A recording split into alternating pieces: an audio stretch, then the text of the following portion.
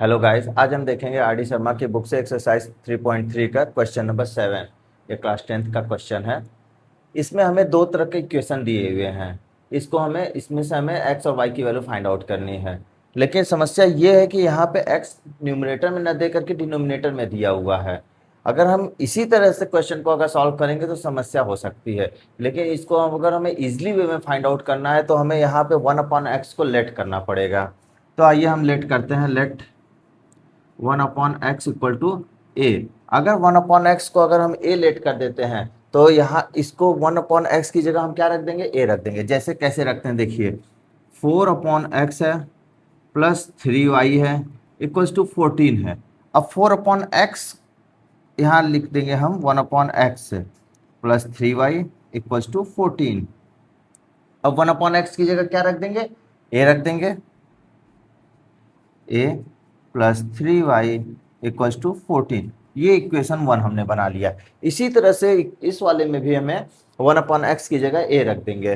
देखिए रखते हैं कैसे। अब देखिए क्या लिखेंगे, 3 को 3 इंटू 1/x लिख देंगे, माइनस का 4y इक्वल्स टू 23। तो ये क्या बन गया, 3a माइनस का 4y इक्वल्स टू 23। ये इक्वेशन 2 हो गया। क्लियर हो गया। अब हमारे पास इक्वेशन 1 और इक्वेशन 2 हो गया। इन दोनों को हमें क्या करना है, सॉल्व करना है। यहाँ से हमें ए और वाई की वैल्यू फाइंड आउट करनी है। लेकिन समस्या यहाँ क्या है कि हमें पता है कि जब हम इन दोनों इक्वेशनों को सॉल्व करेंगे तो किसी न किसी के, या तो ए के या तो वाई के कोफिशिएंट को हमें क्या करना पड़ेगा, इक्वल करना पड़ेगा। लेकिन हमारे पास देखिए ए का कोफिशिएंट क्या है, 4, और ए का क्या है यहाँ पे 3। यहाँ पे y का 3 है, y का 4 है। मतलब दोनों में ही न ही a का कोफिशिएंट सेम है, न ही y का कोफिशिएंट सेम है। तो हमें इक्वल करने के लिए क्या करना पड़ेगा, आपको पता है। अगर हम इस वाले इक्वेशन में 3 से मल्टीप्लाई कर दें तो ये 12 हो जाएगा, और अगर इस वाले इक्वेशन में हम 4 से मल्टीप्लाई कर दें तो ये 12 हो जाएगा। इस तरह से दोनों के कोफिशिएंट क्या होंगे, बराबर होंगे। हम a और y दोनों का कोफिशिएंट बराबर कर सकते हैं, लेकिन हम a का ही कर लेते हैं केवल। तो हम क्या लिखेंगे, मल्टीप्लाई बाई 3 इन इक्वेशन 1। अब हम 3 से मल्टीप्लाई करेंगे, 3 से 4a प्लस का 3y इक्वल्स टू 14। अभी मल्टीप्लाई करेंगे तो क्या आ जाएगा, 12a प्लस का 9y इक्वल्स टू 42। इसको हम इक्वेशन नंबर 3 नाम दे दे रहे हैं। इसी तरह इस इक्वेशन में हम मल्टीप्लाई बाय 4 कर देंगे। Multiply by 4 in equation 2।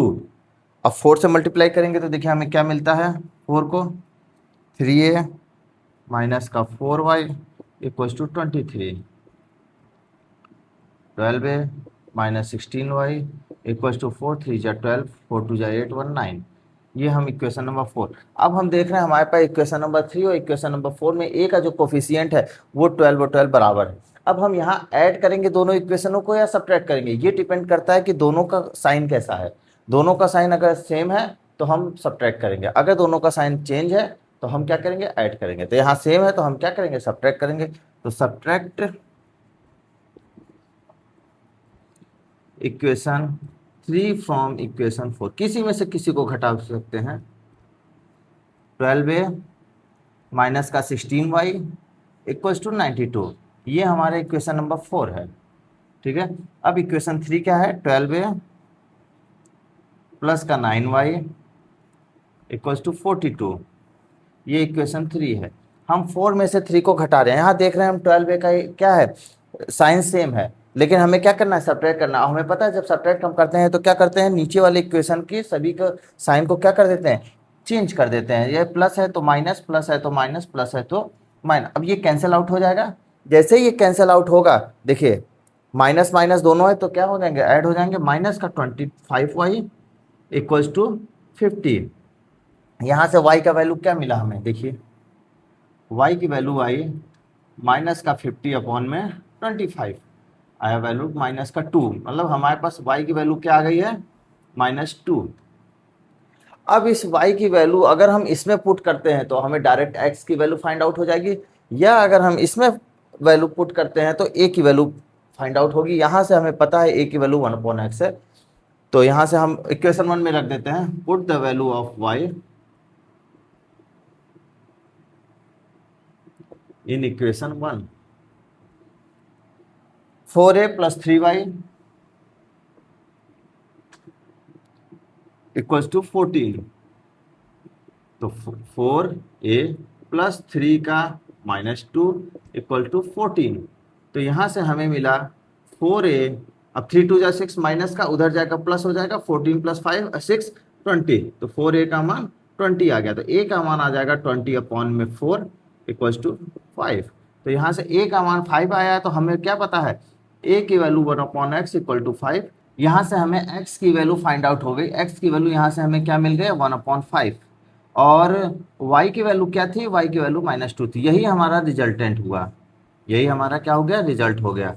अगर हम यही y की वैल्यू डायरेक्ट इस इक्वेशन में रखेंगे तो हमें डायरेक्ट x की वैल्यू भी फाइंड आउट हो सकती है। a की वैल्यू फिर हमें यहाँ निकालने की आवश्यकता नहीं पड़ेगी। कैसे, जैसे अगर हम इसी इक्वेशन में y की वैल्यू पुट कर दें 4 अपॉन एक्स प्लस का 3y इक्वल्स टू 14। अब 4 upon x plus 3 into -2 equals to 14। तो 4 अपॉन एक्स, अब देखिए यहाँ क्या है, -6 उधर जाएगा प्लस का 20 हो जाएगा। तो यहाँ से x की वैल्यू क्या आ गई, 4 अपॉन में 20 इक्वल्स टू 1 अपॉन 5। यहाँ से भी आप डायरेक्ट x की वैल्यू 1 अपॉन 5 पुट करके, यहाँ पे y की वैल्यू पुट करके x की वैल्यू आप डायरेक्ट फाइंड आउट कर सकते हैं, या इस तरह से लगाना चाहते हैं तो इस तरह से भी हो सकता है। आई होप आप लोग को बहुत अच्छे से समझ में आया होगा। Thank you guys.